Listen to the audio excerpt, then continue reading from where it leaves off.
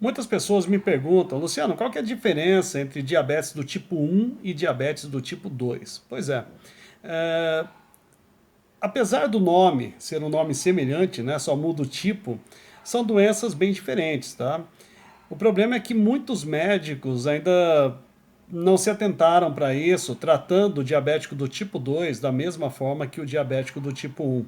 São tratamentos, vamos lá, não são tão diferentes, mas as causas são muito diferentes. Então vamos entender primeiro o que é o diabético tipo 1 e depois o que é diabetes tipo 2, e aí a gente fala um pouquinho de tudo que eu estudei sobre o tratamento para essas doenças, né?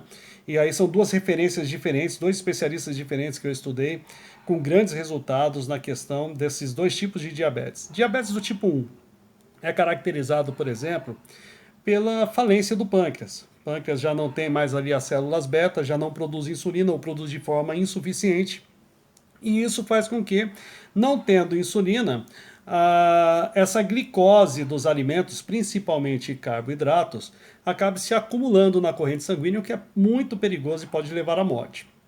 Já no caso do diabético do tipo 2, a característica maior não é a falta da insulina, mas a resistência à insulina. Quando a gente fala de resistência, né, quando o nosso corpo cria uma resistência a algo, por exemplo, pessoas que tomam medicamentos antidepressivos, ansiolíticos, o corpo quando cria uma resistência a esses medicamentos, o que acontece? O medicamento já não faz efeito. Então, trazendo isso para a questão da insulina, o que significa resistência à insulina? O nosso corpo já está resistindo ao excesso de insulina que já não está conseguindo fazer efeito e o corpo tenta normalizar não só a glicose, mas também esse excesso de insulina. A diabetes do tipo 2 é caracterizado por excesso de insulina, resistência à insulina, insulina em excesso. Então, logo, entendemos que, ao contrário do diabético tipo 1, onde há falta de insulina, diabetes tipo 2 há excesso de insulina causado pelo excesso de carboidratos. A questão do diabetes do tipo 1, você pode até relacionar a uma questão genética, apesar de hoje a epigenética é muito mais relevante do que a genética, algum tipo de comportamento, alimentação, né, que pode gerar esse distúrbio da diabetes tipo 1, geralmente acontecendo logo na primeira fase da vida, muitas vezes na infância ou na adolescência. O diabetes tipo 2, diabetes do tipo 2 já acontece numa fase mais avançada, geralmente, da vida, apesar que hoje nós já estamos tendo muitas crianças com diabetes do tipo 2, crianças, adolescentes, né? Cada vez mais cedo, jovens estão tendo essa doença por conta de uma alimentação carregada em carboidratos com altíssima carga glicêmica.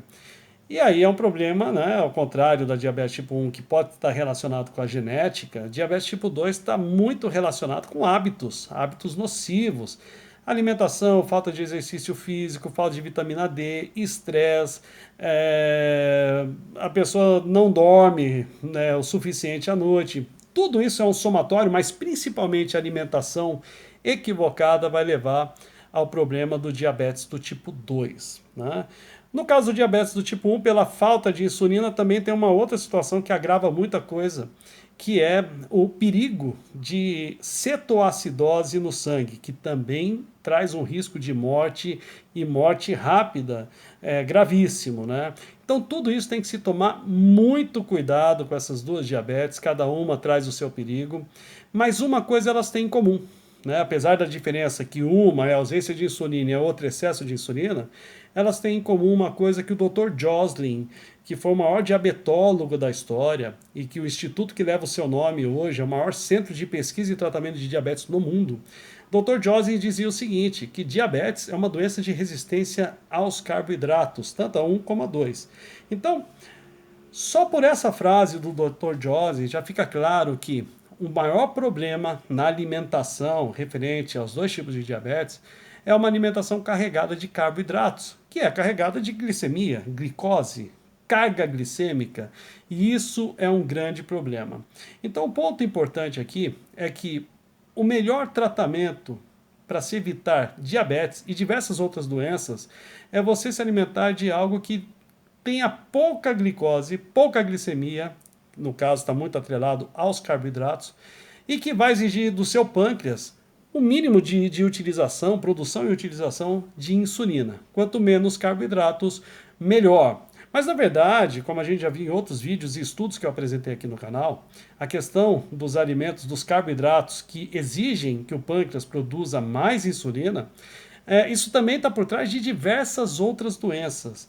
Então é muito importante ter essa consciência de que uma alimentação, quanto mais carboidratos, maior a chance de desenvolver diversas doenças e maior o agravamento da questão do diabetes do tipo 2. O que você pode buscar como referência confiável na literatura científica, na literatura clínica, sobre essas duas doenças? No caso do diabetes tipo 2, eu confiei muito no trabalho de médicos muito atualizados, mas o que mais me chamou a atenção foi o doutor canadense Jason Fung.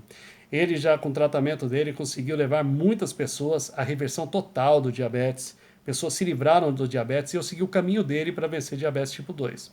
No caso do diabetes tipo 1, é importante você consultar o trabalho do Dr. Bernstein. E o trabalho do Dr. Bernstein também defende pouquíssimo carboidrato na alimentação do diabético do tipo 1, com os cuidados necessários pela falta de insulina para que não se desenvolva ali uma cetoacidose.